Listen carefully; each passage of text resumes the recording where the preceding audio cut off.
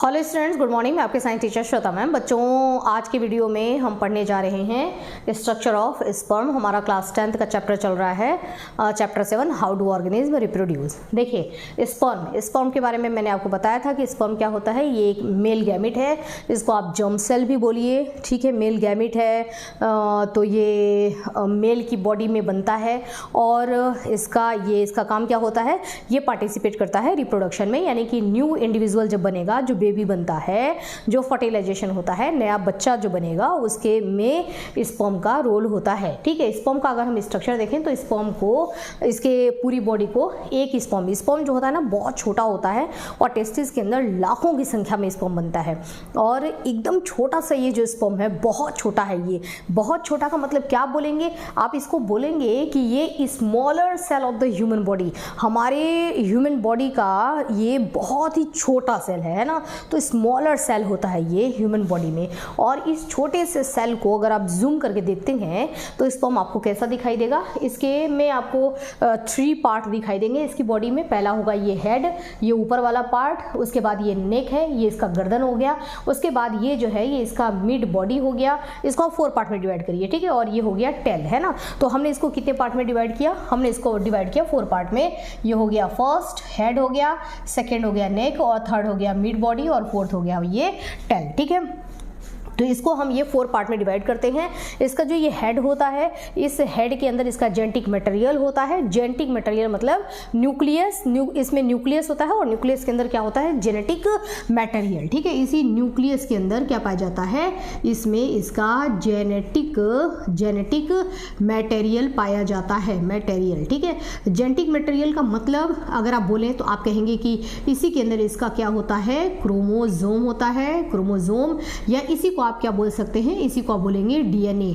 तो चाहे आप इसको जेनेटिक मटेरियल बोलिए, चाहे आप क्रोमोसोम बोलिए, या फिर आप इसको डीएनए बोलिए, वो यहाँ न्यूक्लियस में पाया जाता है, इसके हेड में। इसके हेड के ऊपर एक कैप लाइक स्ट्रक्चर होता है जिसको बोलते हैं एक्रोसोम, जिसके अंदर लाइटिक एंजाइम भरे होते हैं, ठीक है।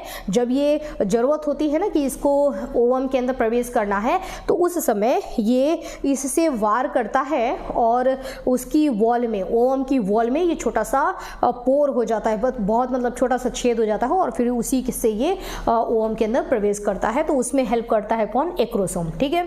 अब हम आते हैं नेक में। इसका ये छोटा सा नेक होता है जिसके अंदर सेंट्रियोल पाया जाता है, अब इस पर हमको बहुत ज्यादा जाने की जरूरत नहीं है, ठीक है। उसके बाद देखो, ये जो इसका मिड पीस होता है, यहाँ पर बहुत सारे क्या होते हैं? माइटोकॉन्ड्रिया, है ना। तो यहाँ पर बहुत सारे माइटोकॉन्ड्रिया पाए जाते हैं। क्यों बहुत सारे माइटोकॉन्ड्रिया पाए जाते हैं? क्योंकि इस स्पर्म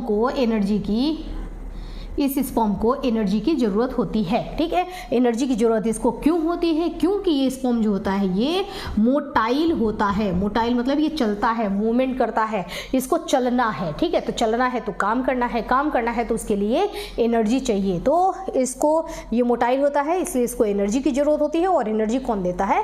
माइटोकॉन्ड्रिया, क्योंकि माइटोकॉन्ड्रिया को हम क्या बोलते हैं? Powerhouse of the cell, है ना। तो ये इस सेल का पावर हाउस है जो कि एनर्जी बनाता है और प्रोवाइड कराता है, ठीक है। अब इसके पास क्या होता है? यहाँ पर लंबा सा, इसमें माइटोकॉन्ड्रिया की संख्या बहुत ज्यादा होती है, ठीक है। अब इसमें ये लंबा सा क्या होता है? टेल होता है। टेल जो कि मूवमेंट करने में हेल्प करता है ना, चलने में हेल्प करता है, ठीक है।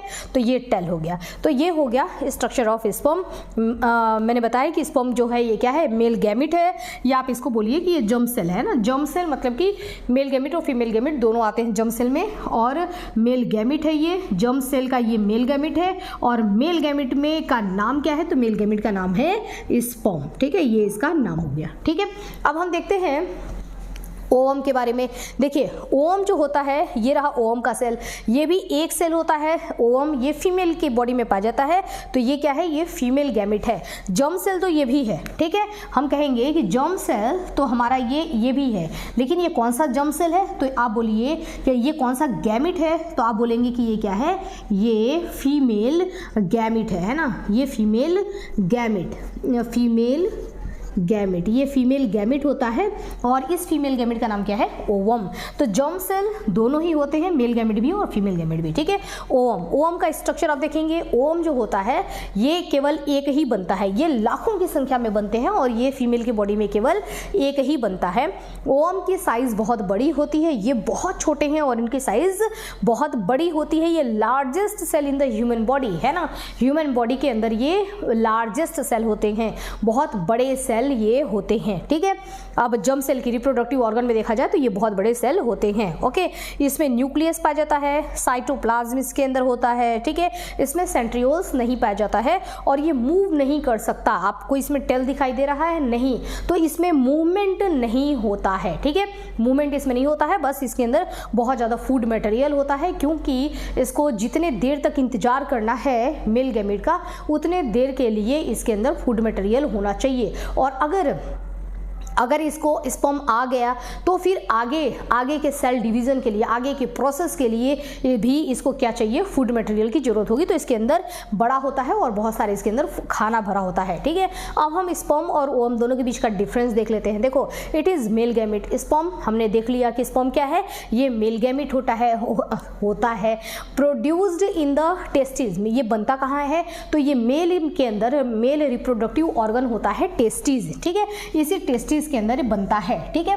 Contain X and Y chromosome. इसके अंदर जो क्रोमोसोम होता है, मैंने यहाँ पर बात किया ना क्रोमोसोम की, तो इसमें जो क्रोमोसोम होता है ये दोनों तरीके के 50% इसमें जो ये स्पर्म जो बनते हैं, जो 50% स्पर्म बनेंगे वो एक्स क्रोमोसोम वाले होंगे और 50% जो क्रोमोसोम जो ये बनेंगे स्पर्म, ये वाई क्रोमोसोम वाले होंगे, ठीक है। तो इसमें एक्स क्रोमोसोम वाले और वाई क्रोमोसोम वाले दोनों तरीके के यहाँ पर स्पर्म बनते हैं, ठीक है। लेकिन अगर हम ओवम की बात करें तो ओवम ये जो है, इसके अंदर केवल एक ही प्रकार का क्रोमोसोम होता है और वो होता है एक्स क्रोमोसोम, ठीक है। इसमें एक ही बना ही है और वो भी किसका कैसा रहेगा? वो एक्स क्रोमोसोम वाला रहेगा, ठीक है।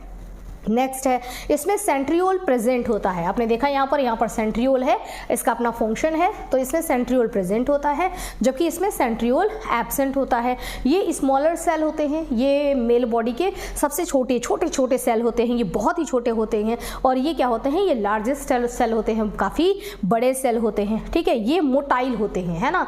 ये क्या होते हैं? मोटाइल, मतलब बहुत ये मूवमेंट इनमें होता है। और ये क्या होते हैं? नॉन मोटाइल होते हैं, इनमें मूवमेंट नहीं होता।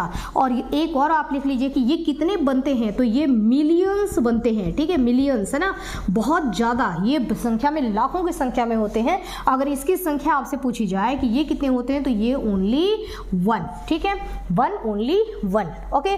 तो ये बच्चों हमने देख लिया स्पर्म का स्ट्रक्चर और difference between sperm and ovum, ठीक है। मेल गैमेट और फीमेल गैमेट के बीच का डिफरेंस, ठीक है।